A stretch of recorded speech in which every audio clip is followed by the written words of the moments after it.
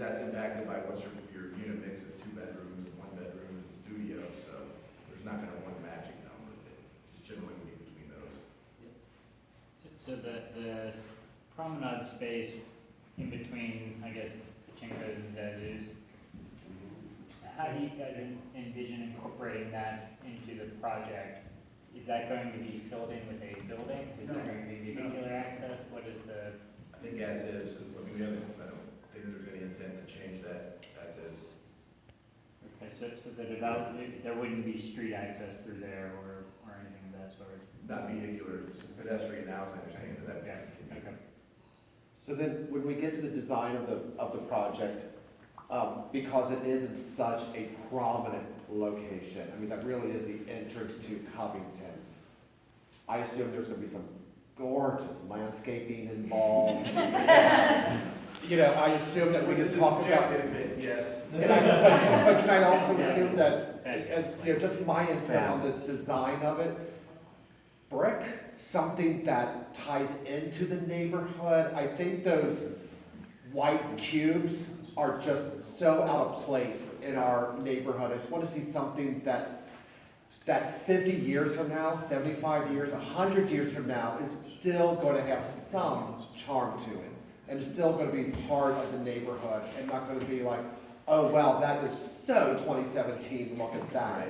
Right. And have everybody roll their eyes. You know, 'cause That's our intent too. We may disagree on, again, kind of what the ordinance is, or what, but we want something to last, because we're kind of 2 types of developers, so to develop, sell, and move on that project. We're long-term owners and owners, so this project needs to be successful for us for years to come.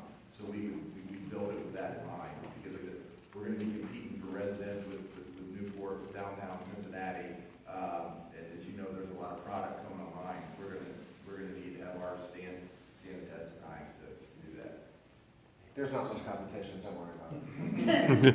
We're the It's big all first relative, village. right? You mentioned, sorry, earlier, a couple of things that you were saying, signage, you know, that whole parking area, just recently we did a whole, rainwater collection in that parking lot, signage to that parking lot. What are the ideas for signage, because it's been brought up several times about it being like the part of the gateway into Main Strasse, you know, how is that inclusionary? And then as far as the businesses, I had a question about, so I think you hit on it.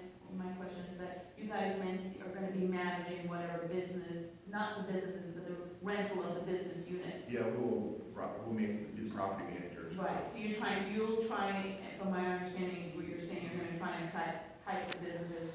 So do you want some input from us? Like, I mean, years and years over and over again, there've been studies that the neighborhood has done and has given information.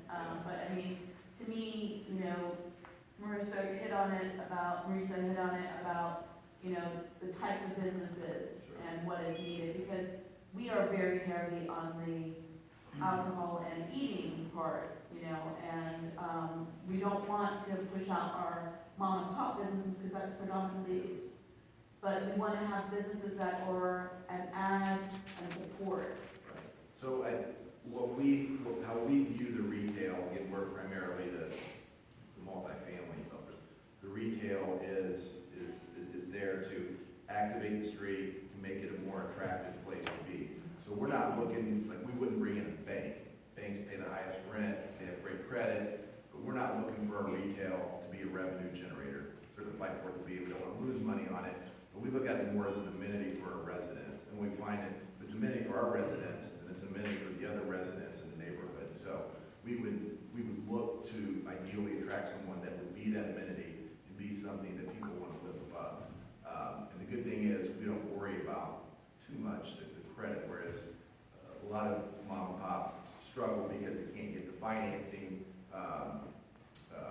because they don't have the credit, they don't have the credit history and whatnot. Whereas us, it's viewed as an amenity for our residents, so we're able to be a little more aggressive and liberal in who we kind of bring in. So I think you would find that that would be in line with what you would want.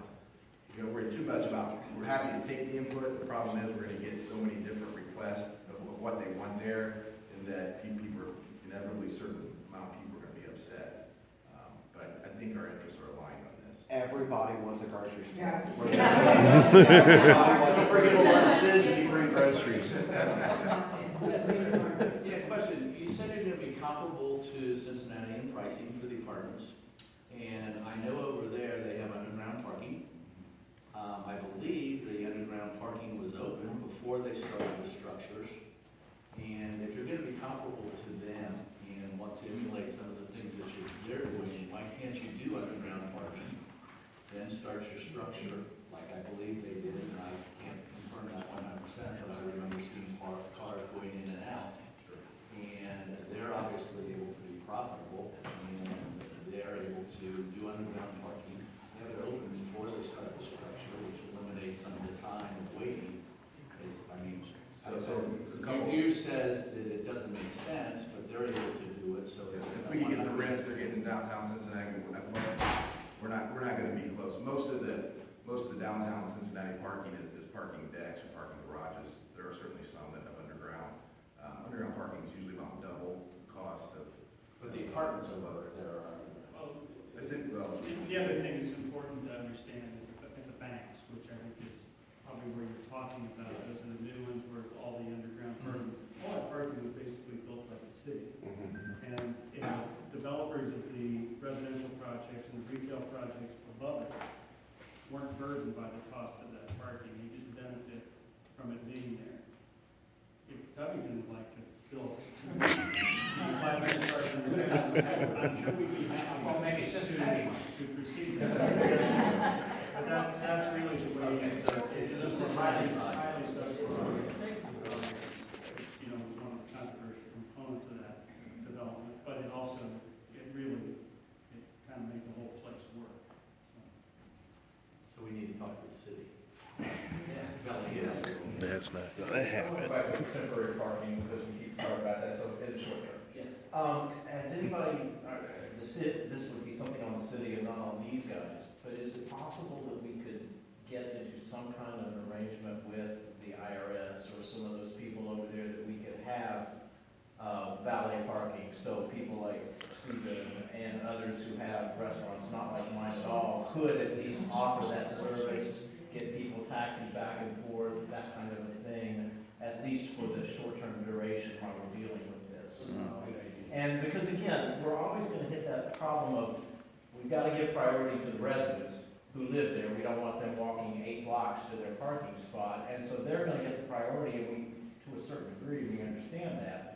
But there are plenty of options as far as surface lots go that are unused 90% of the time in the city if we can get into those kinds of things. And it would be a matter of offering them to us, and,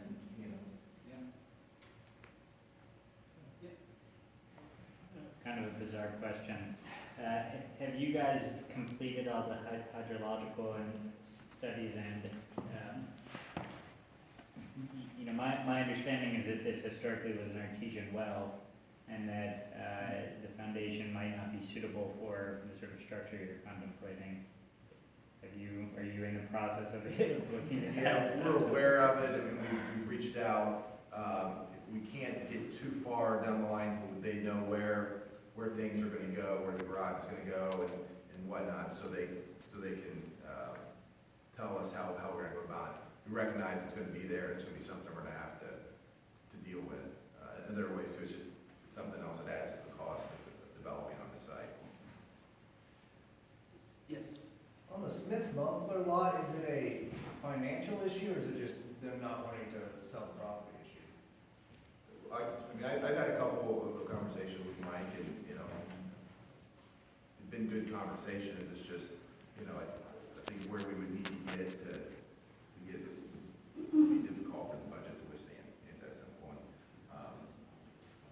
so. Could I try to summarize some of the things that I heard today, and you guys can make sure that everything we talked about is on the list? Okay. So I heard, the first thing we talked about, baristas and retail, is a good idea. I heard loud and clear grocery store. Twice. Sorry, parking, not just final parking, but also parking during the construction period is very important. We talked about when people start, we talked about the period of time that it would take, talked about mixed income, We heard about traffic study, and the importance of continuous power. I guess power is an issue in the neighborhood. We also heard about design and the importance of design, and gorgeous landscape. I'm with you there. The weight cubes are out of place in our neighborhood, and materials was important. What else? What am I missing today? My thing is from the city's end, how about the roads surrounding the entire area? Because, if you're actually on 6th Street, the roads aren't actually ideal for cars right now because, you're dealing with divots and growing potholes. Are the cities going to start, and on Main Street as well, is the city going to start doing infrastructure repairs or anything else to address when this is finished or in the midst of construction? We don't have any, I'm not aware of anything right now, but, I mean, we would do, I don't know the answer to that, but we were saying what's important to you is making sure that the infrastructure is adequate and supports the development. Right, and then, additional weight on, on the roads, because, construction trucks and additional cars put wear and tear on the roads. A good example of where we've tried to dovetail our investments in infrastructure with development projects would be the 6th Street and 7th Street corridors and the streetscapes. So hopefully our 6th Street streetscape will be kicking off this year, and we're looking at a SKIP grant for 7th Street, which will tie into the Dubinick project that's farther along in this process. So I think that's what you're talking about, is making sure that the public realm is in keeping with the investment. Right. Being on the private side. Yeah, and then also I have a question about noise, construction noise, because, some people might not think about that. Do you guys know if you're going to be working like overnight, like past, say, 1 o'clock, 3 o'clock, whatever? No, really not. I think that would be very rare. I think that get too far into myself because you don't know if you get, timing that, but almost number one, that's extra cost of our pocket because no matter who it is, that's overtime. Right. So it'll be your standard, Monday through Friday. I don't even think weekends, very often, if at all. So it would be your traditional 8-hour workday. Okay. Thank you, Brian. Yes, please.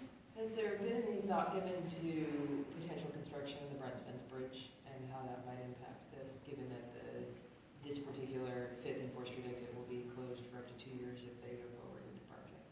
And they'll be using Main Strauss for siting their construction vehicles and...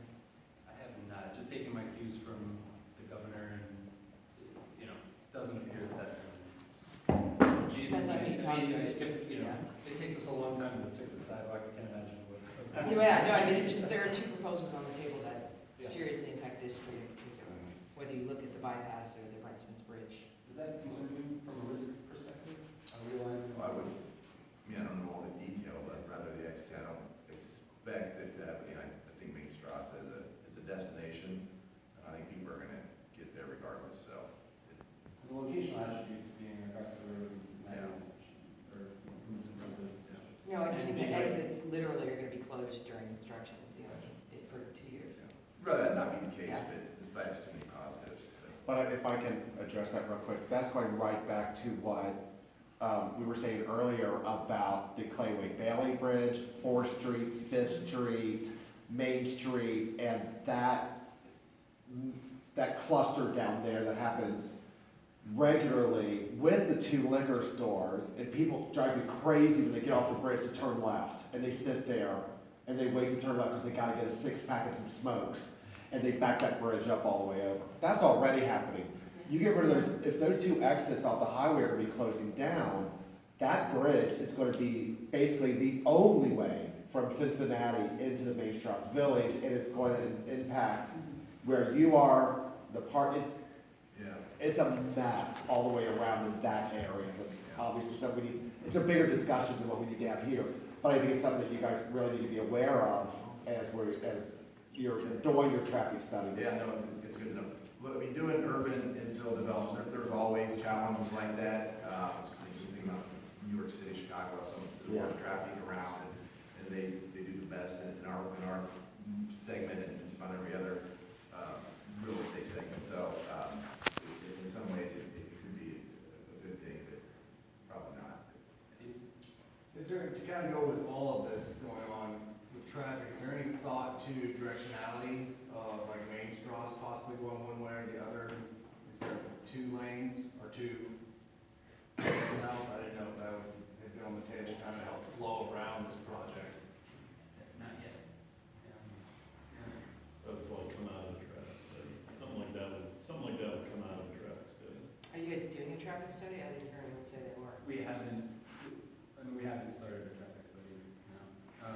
But we're not really there yet. So this is something, these are the reasons why we haven't Yeah, taken. we're doing traffic, so they want to know where your garage is, how many spaces is it, where's the entrance, is the exit, so we would need all that a little more Yeah. solidified before we can do a meaningful one. So let me, I guess a couple things that I also heard, was about kind of entrance signage, and how that, appears. There's a beautiful kind of new brick and cement main straw sign there now, that's probably gonna go away, I would assume, as part of this development. So what replaces that, or something about main straw or about Covington on the building or in relation to the development? I think, we heard brick specifically, not only the importance of, you mentioned design, Jeff, but just, the importance of materials and how the materials used relate to the neighborhood and relate to the, structures that are in the area. I think that's what makes Main Strasse a destination, are the structures and the historic character that's there. One thing that I would say is in the central business district zone, I see the 0 setback. So I'm kind of wondering, I guess this is a question, interlaced with some of my input and feedback. So my question is kind of how do you anticipate that? And my feedback would be just ensuring that the way the buildings, and the setbacks interact with the street and with the sidewalk, that it is a, pedestrian-focused development. I think slamming, a 4 or 5 story building up against the sidewalk straight up, doesn't maintain the character of the neighborhood. So that's a little bit of my mindset. I can see myself, because those aren't terribly wide sidewalks down there on, 5th Street, specifically.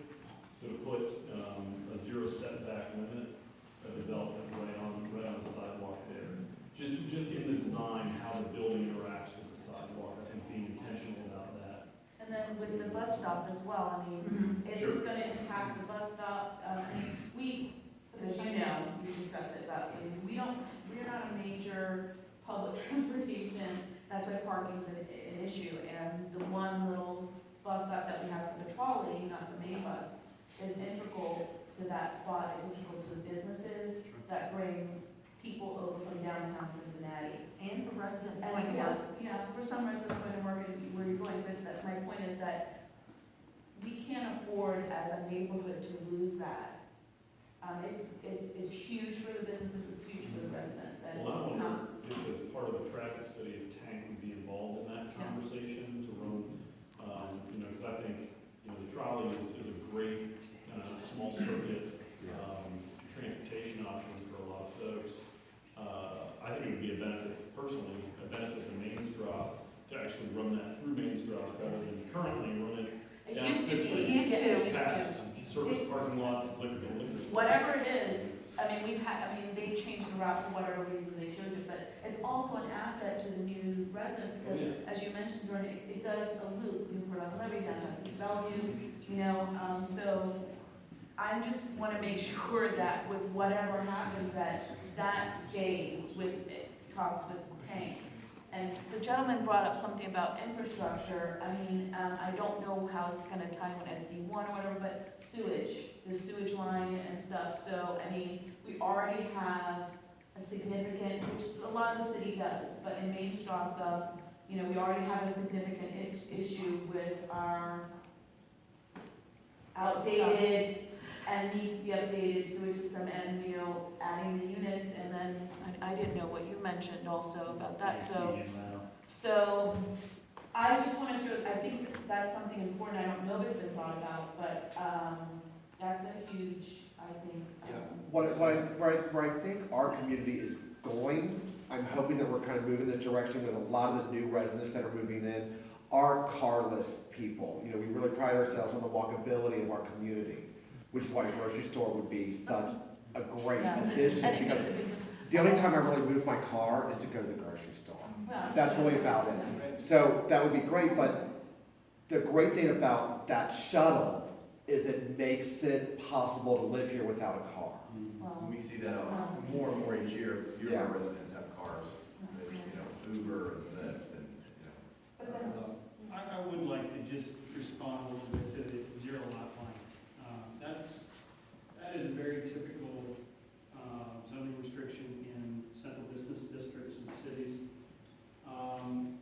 And oddly enough, when you think of front yards and setbacks and so forth, in most cases, zoning is set up that you don't get closer than, whether it's 10 feet, 20 feet, whatever it is.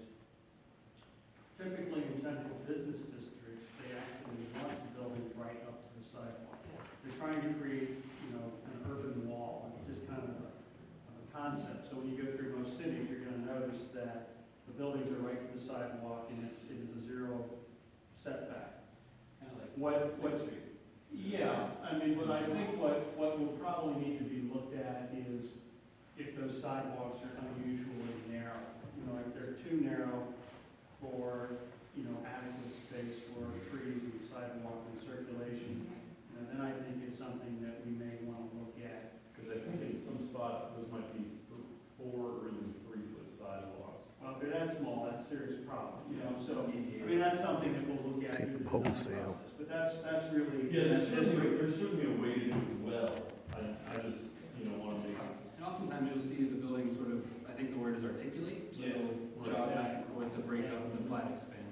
I think that there might be some disagreement with Jordan on this setback. I'd like to see a zero The, lot. the, I'm not saying put a front yard. Don't turn us into a suburb. You don't want the to the issue is stepping back the upper stories a bit. Right. And I think that's what you're Yeah, actually some getting at. diversity in. So that there's not a 5-story, 6-story, Flat. right, building that is, when you get to 3 stories, stepping it back 10 feet so that it Birthday cakes. appears more like the rest of the street front. Is that what you're? Yeah. All right. I think the one other thing, and this is a broader point, in this project, which I welcome and think is wonderful, it just has to be done right and make the neighborhood work. But I think people have to understand that one of the problems that the city has had over time is stagnated revenue. And the cost of everything continues to rise, and if we do not do imaginative, cool, new developments that ultimately spark growth, we're not going to be able to afford ourselves. And the luxury of standing still and treading water and just staying as we are isn't going to work. And we have to do it intelligently. We don't want to, kill the goose that lays the golden egg. There's a reason why they want to be here. It's because Main Strasse is so cool. It isn't like an ersatz created, Liberty Township place. That's why and what gives us value. And I think that's one of the reasons when we got into the discussion with the different developers is people who understood that there's a difference in how you develop, say, out in Liberty Township and how you do it down here. And they have a lot of experience doing it. So to me, that was a concern, was to make sure that we didn't blow the coolness of the neighborhood when we do this. Can we talk about next steps? Okay, so once we wrap this up, Mark is going to furiously, put together an awesome design, and we want to come back. Oh, did we mention grocery store? We want to come back when we have, basically a concept design, right? This wouldn't be like, the architecture is not going to be all figured out, but there will be some renderings, right? We want to come back and say, hey, here's where we're at. What do you think?